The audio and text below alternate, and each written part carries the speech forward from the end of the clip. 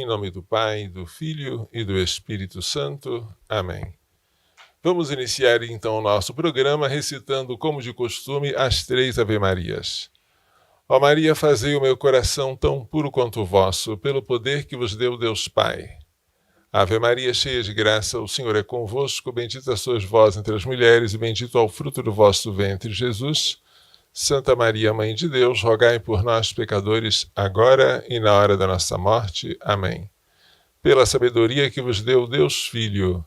Ave Maria, cheia de graça, o Senhor é convosco, bendita sois vós entre as mulheres, e bendito é o fruto do vosso ventre, Jesus. Santa Maria, Mãe de Deus, rogai por nós, pecadores, agora e na hora da nossa morte. Amém. Pela misericórdia que vos deu o Espírito Santo, Ave Maria, cheia de graça, o Senhor é convosco, bendita sois vós entre as mulheres, bendito é o fruto do vosso ventre, Jesus. Santa Maria, Mãe de Deus, rogai por nós, pecadores, agora e na hora da nossa morte. Amém. Em nome do Pai, do Filho e do Espírito Santo. Amém. Bom dia, hoje eu gostaria de falar com vocês, pegando o gancho do aborto que houve em Recife, sobre o tema da minha tese de doutorado em bioética, que foi a alma do embrião humano. Não sei se vocês conseguem enxergar bem desta distância. Esta foi a tese que eu defendi no Ateneu Pontifício Regina Apostolorum, e teve por finalidade honrar o embrião Jesus no ventre de Maria e defender todos os embriões criados à sua imagem e semelhança. Para isso, eu tive que examinar uma questão relativa à alma humana. O que faz o embrião ser pessoa? A presença de uma alma racional.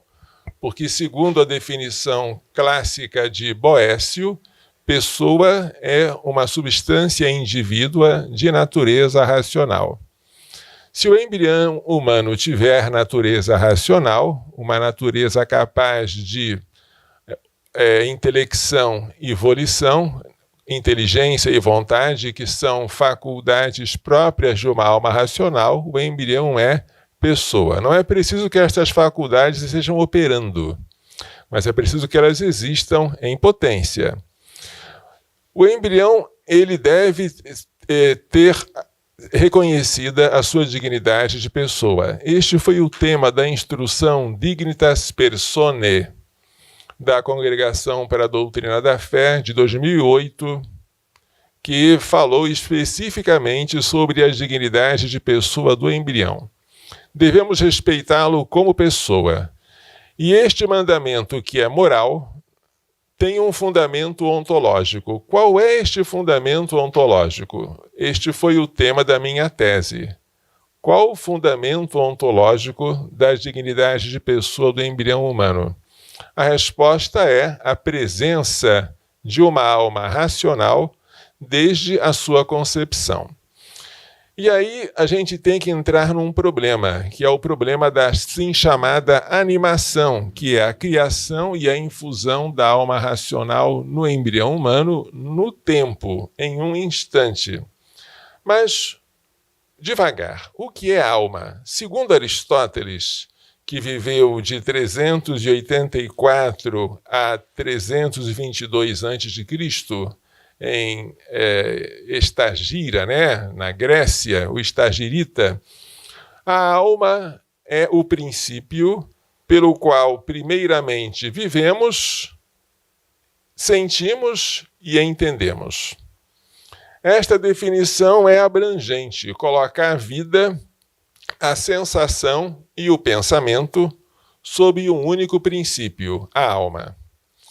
Mas, como sentir e viver, como sentir e pensar estão incluídos na noção de vida, a definição de Aristóteles poderia ser resumida em: a alma é o princípio vital, é o princípio de vida. Há 3 espécies de alma, de acordo com as operações que ela desenvolve. A alma vegetativa, que preside a conservação do indivíduo pela alimentação e pelo crescimento, e a conservação da espécie pela reprodução. Ela é própria dos vegetais. Nutrição, crescimento, reprodução é o básico da vida. Um grau a mais é a vida sensitiva, a qual corresponde a alma sensitiva. A alma sensitiva preside as sensações, os apetites e a locomoção. Ela é própria dos animais que sentem, que se locomovem e que são atraídos por objetos. A alma intelectiva ou racional, ela preside o entendimento e a vontade, e é própria do homem, animal racional. 3 classes de alma, de acordo com 3 níveis de vida. Nenhum indivíduo tem mais de uma alma, como pensava Platão. Corrigindo seu mestre, Aristóteles diz que cada alma desempenha as funções da alma inferior. Nos animais, a alma sensitiva também responde pelas faculdades nutritivas. E no homem, a alma racional responde também pelas faculdades nutritivas e sensitivas. Aristóteles faz uma comparação entre as diversas almas e as diversas figuras geométricas. Diz Aristóteles, o caso das figuras é semelhante ao da alma, já que sempre no termo sucessivo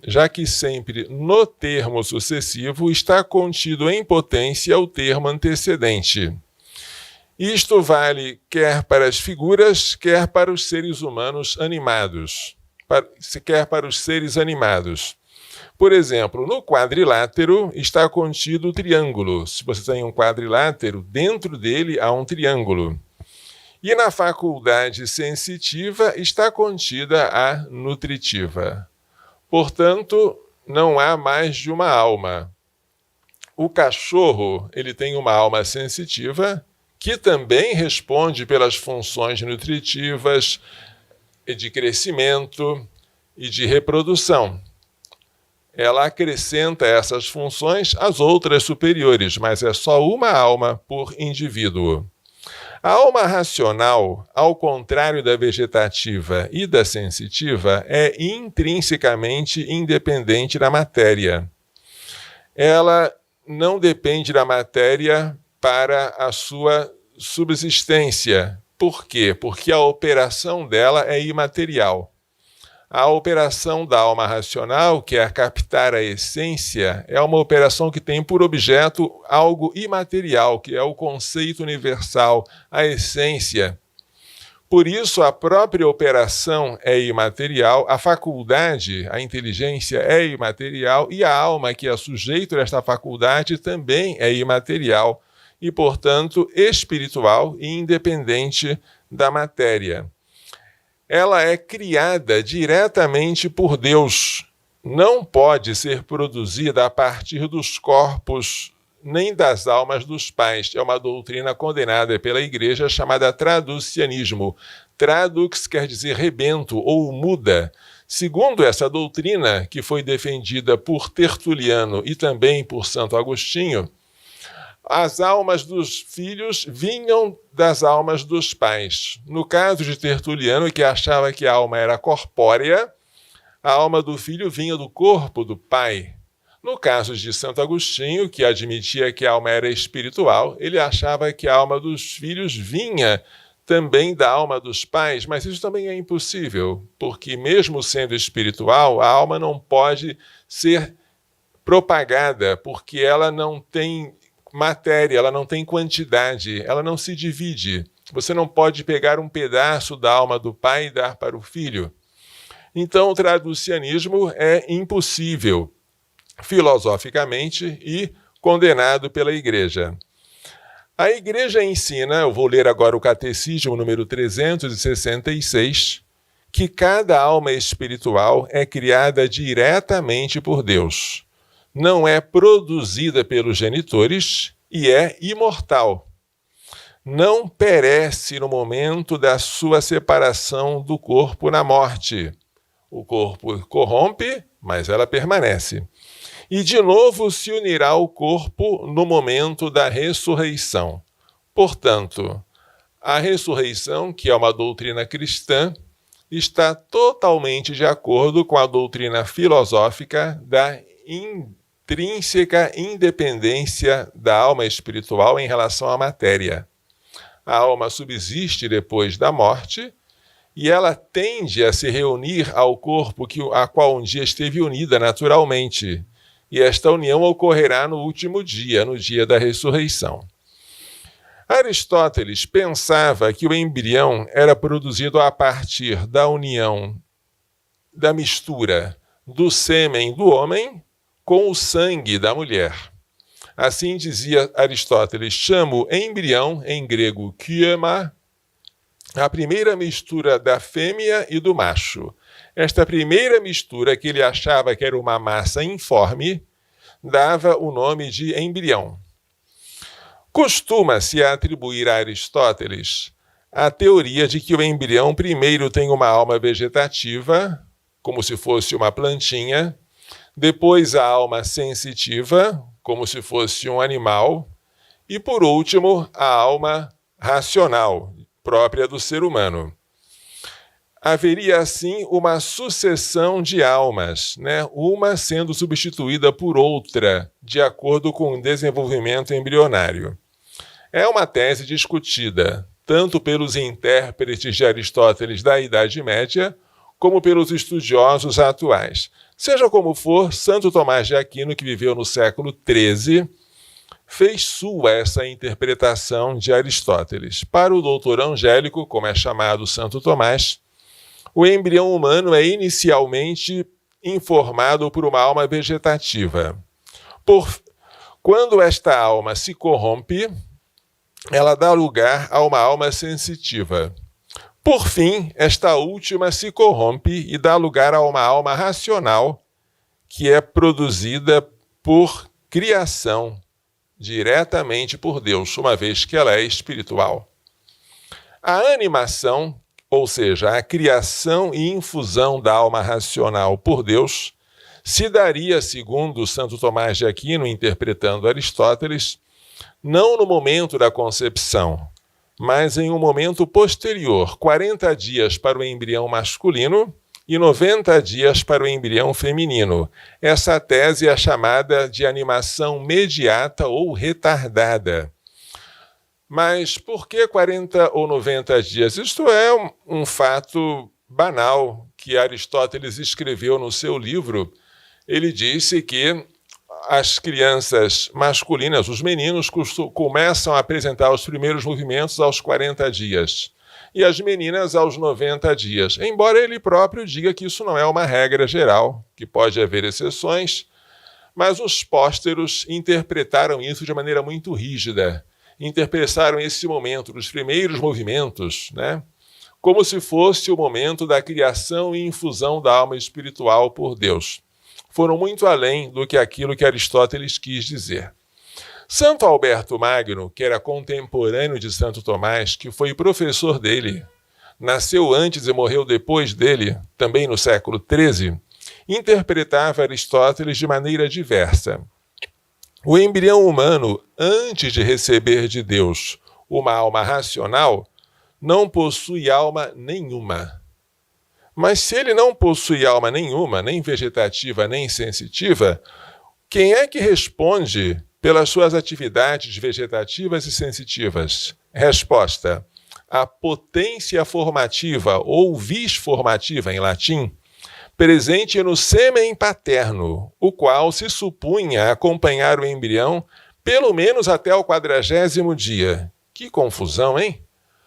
O sêmen paterno já se uniu ao sangue da mãe, como se pensava, Agora já se formou o embrião, mas o sêmen continuava acompanhando o embrião, pelo menos até 40 dias. Para quê? Para formar o embrião, para dispor a matéria do embrião, preparando-o para o momento em que ele iria receber uma alma racional por criação direta de Deus. Então, Santo Alberto defendia uma animação mediata ou retardada, mas sem progressão de almas. Não havia 3 almas sucessivas. Havia operações sucessivas, operação vegetativa, operação sensitiva e, por último, a operação racional, que esta sim correspondia a uma alma racional. Santo Alberto Magno interpretava que Aristóteles falava de uma progressão de operações, mas não uma progressão de almas. Note-se que ambos os doutores, Santo Alberto e Santo Tomás, julgavam indispensável a presença do sêmen paterno junto ao embrião ainda não animado por uma alma racional. Por quê? Porque somente uma alma racional, no caso a alma do pai, que era racional, podia dispor a matéria do embrião para receber de Deus, por criação, uma alma racional. Deus pode infundir a alma racional em uma matéria apta. Quem vai tornar esta matéria apta? Quem vai dispor a matéria? Tem que ser uma alma. Não pode ser a alma do próprio embrião, porque o embrião, segundo tais doutores, ainda tinha uma natureza, ainda tinha uma alma puramente vegetativa ou sensitiva. Quem poderia dispor? Tinha que ser uma alma racional, que no caso era a alma do pai, agindo à distância pela vis formativa presente no sêmen. Não se falava da ação da alma da mãe, porque, segundo a biologia aristotélica, a fêmea forneceria apenas o elemento passivo, a matéria, enquanto o macho, o elemento ativo, a forma. A mãe contribuía com o corpo e o pai com a alma. A mãe com a matéria, o pai com a forma. Antes de Santo Tomás de Aquino, houve autores que defendiam a criação e infusão da alma no momento da concepção. É a tese da animação imediata. Houve concepção, já há criação e infusão da alma por Deus. Esta tese foi defendida, por exemplo, por Clemente de Alexandria, no século III, não é? Por Lactâncio, que foi um escritor latino, e também por São Gregório de Nissa. Mas, sobretudo, ela foi defendida por São Máximo, o confessor, no século VII. São Máximo foi o maior defensor da animação imediata, dizendo que, se fosse de outro modo, o homem seria, num primeiro momento, o pai de um vegetal, depois pai de um cavalo, antes de ser pai de uma criança humana. Isso seria um absurdo. Assim raciocinava São Máximo, o confessor, em um dos argumentos contra a animação retardada e em favor da animação imediata.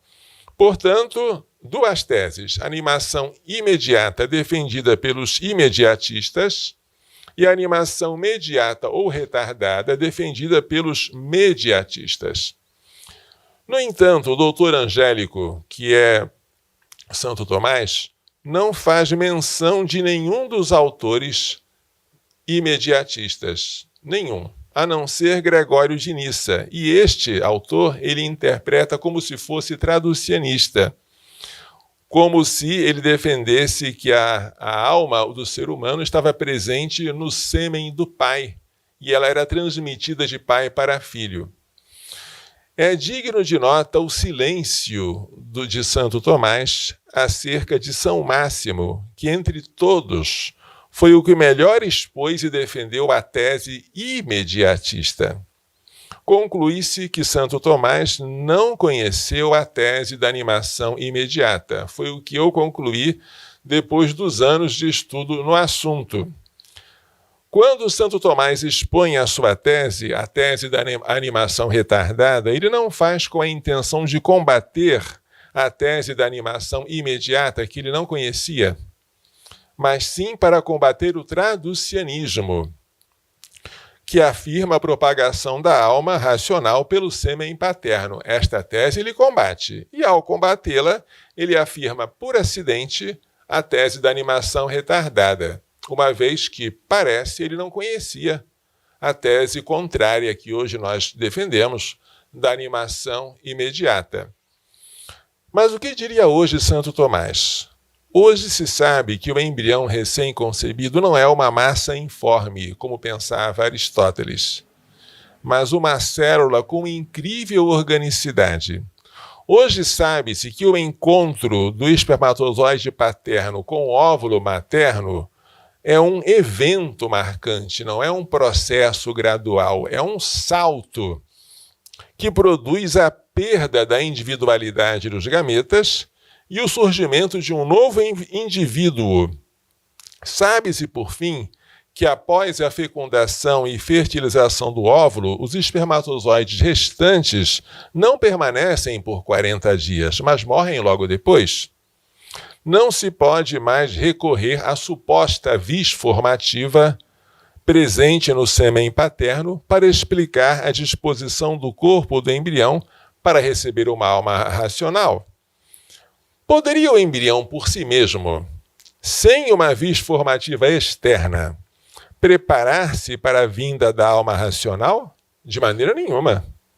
Uma alma inferior não seria capaz de produzir os órgãos de uma alma superior. Se a alma é puramente vegetativa e ela preside a nutrição, crescimento e reprodução, ela não pode produzir os órgãos de uma alma sensitiva, como seriam os nervos, responsáveis pela sensação, os músculos e os ossos responsáveis pela locomoção. Não poderia. Por quê? Porque o efeito não pode ter uma perfeição superior à da causa que o produziu. O embrião de Santo Tomás e também de Santo Alberto não tem potência ativa para tornar-se um homem adulto. O seu desenvolvimento depende de um agente externo. Repito, segundo Santo Tomás e também Santo Alberto Magno, os doutores da Idade Média, o embrião humano deixado a si mesmo não tem capacidade de se tornar um homem. Ele está no estágio vegetativo ou sensitivo e se ele for deixado a si mesmo, ele nunca vai receber uma alma racional, porque a matéria não será disposta para isso. Excluída a presença e a ação do sêmen paterno ao lado do embrião por vários dias, como pensavam os mediatistas da Idade Média, cabe aos mediatistas de hoje responderem como a alma racional dos pais pode exercer à distância uma causalidade eficiente na disposição da matéria do embrião. Como? Uma tentativa de solução foi feita pela filósofa Bénédicte Matonat, uma autora francesa. Ela pôs a vis formativa dentro do embrião desde a concepção. Porém, ao se fazer isso, ela deve pôr também, junto com a vis formativa, a alma racional, porque, segundo Santo Tomás, somente uma alma racional pode ser sujeito desta potência formativa. Mas se ela, colocando a vis formativa no embrião desde o início, ela é obrigada a colocar também a alma racional, então ela já não é mais mediatista, ela é imediatista. Ela está defendendo que desde o início o embrião já tem uma alma racional. Portanto, aí a tese da animação mediata se destrói. Hoje, portanto, a tese da animação imediata é a única compatível com os conhecimentos modernos da biologia e com o respeito de Santo Tomás pelo princípio de causalidade. Hoje, podemos afirmar com segurança que no momento da concepção o embrião recebe uma alma espiritual, tornando-se uma pessoa humana. E este é o fundamento ontológico da dignidade de pessoa do embrião humano, a presença de uma alma racional no momento da concepção. No entanto, mesmo defendendo a animação retardada, Santo Tomás nunca admitiu o aborto de um embrião ainda não animado por uma alma racional. Importante isso. Matar o embrião em tal estágio de gravidez seria um pecado gravíssimo, não contra a vida de uma pessoa, pela falta de uma alma racional, mas contra a dignidade da procriação. Seria um pecado grave como o onanismo. O onanismo é o pecado de Onã, descrito em Gênesis 38, que foi punido por Deus com a morte. o pecado da anticoncepção, o pecado de ferir a procriação, fechando o ato conjugal, a transmissão da vida. Um pecado grave, mas contra o sexto e não contra o quinto mandamento. Nunca Santo Tomás, em hipótese alguma, aceitou o aborto. É bom saber disso. Curiosamente, ao tratar da encarnação de Cristo, Santo Tomás e São Máximo estão de acordo em afirmar que a sua alma racional foi criada no primeiro instante de sua concepção. Santo Tomás faz disso uma exceção. Cristo seria um homem especial, que teve uma alma criada excepcionalmente no momento da sua concepção. São Máximo considera isso um modelo, uma vez que o Verbo se fez em tudo semelhante a nós, menos no pecado. Hebreus 4:15. Mas seja como exceção, ou seja como modelo, é admirável o consenso que há em relação à animação imediata do corpo de Cristo. E quem é Cristo? Cristo, segundo o Concílio Vaticano II, na Constituição Gaudium et Spes, é aquele que manifesta plenamente o homem ao próprio homem. Portanto, olhando para a animação imediata de Cristo, nós poderíamos, com o auxílio do magistério da Igreja, quem sabe, inferir ou concluir como verdade teológica e não apenas filosófica, que todos nós recebemos no momento da nossa concepção uma alma espiritual, racional, imortal, que nós somos de fato pessoa. Isso fica como sugestão para o magistério da Igreja. Se um de vocês que está me ouvindo for papa, ou se participar de algum concílio e que for esse assunto ventilado, você pode propor esta ideia para a honra e glória do Verbo encarnado, nosso Senhor Jesus Cristo, e para a defesa de todos os embriões semelhantes a ele, que estão no ventre das suas mães e que nós defendemos. A defesa da vida ganha um acento particular quando a gente percebe que o primeiro milagre que Jesus realizou, o milagre de santificar João Batista no ventre de Isabel, realizou-o quando ele tinha alguns dias de vida no ventre de Maria. João Batista, que tinha 6 meses, saltou de alegria no ventre de Isabel ao ver Jesus com alguns dias de vida dentro de Maria. Ele fez isso para salientar a sacralidade da vida humana ainda nos seus estados iniciais. Ai de nós se admitirmos o aborto precoce, se admitirmos o descarte de embriões excedentes, se admitirmos a pílula do dia seguinte, ou o DIU, ou qualquer implante intradérmico que cause aborto sem a mulher perceber, desconsiderando os embriões humanos, porque eles são tão pequenos que não valeriam a pena pelo tamanho. Não. Não é o tamanho que faz a pessoa, é a presença da alma espiritual. E se esta alma está presente, este embrião é pessoa e nós responderemos por ele. Onde está o teu irmão? Perguntou Deus a Caim. Por acaso sou guarda do meu irmão? Respondeu Caim com insolência. Responde São João Paulo II. Sim, todo homem é guarda do seu irmão. Nós somos guardas das gestantes em desespero, somos guardas dos bebês que elas abrigam dentro do seu seio e nós vamos responder pelo que fizemos ou deixamos de fazer com as mães e filhos que estão precisando de ajuda. Ok? Se você quiser saber mais sobre esse assunto, não tive tempo de falar muito, evidentemente, este aqui é o livro que vocês podem ler, A Alma do Embrião Humano, que é o fundamento ontológico da sua dignidade de pessoa. Vocês podem também baixá-lo em PDF, ele está disponível na internet. E se vocês quiserem, podem também assistir a aula online do curso de bioética, porque nas 26 aulas há algumas que falam especificamente sobre a questão da animação. Também o curso de dignidade de pessoa do embrião humano, nós começamos a lecionar presencialmente na Faculdade Católica de Anápolis, fomos obrigados a interromper por causa da pandemia. Demos uma única aula e agora ficamos esperando que as atividades curriculares retomem. Se você quiser também se inscrever, ainda deve dar tempo, porque foi apenas uma aula que os alunos perderam até o momento. Mas isso é para quem mora em Anápolis e quem quiser fazer um curso presencial na Faculdade Católica. Vamos então agora encerrar dando a bênção final. O Senhor esteja convosco. Pela imposição de minhas mãos sacerdotais e pela invocação da bem-aventurada sempre Virgem Maria, de São José, seu castíssimo esposo, de São Luís Gonzaga, de São Luís Maria Grande de Montfort, de Santa Gina Beretta Mola, de São Miguel, São Gabriel, São Rafael, de todos os anjos e santos, abençoe-vos, proteja-vos e guarde-vos com toda a bênção do céu e da terra, Deus Todo-Poderoso, Pai, Filho e Espírito Santo. Amém. Coração imaculado de Maria, livrai-nos da maldição do aborto.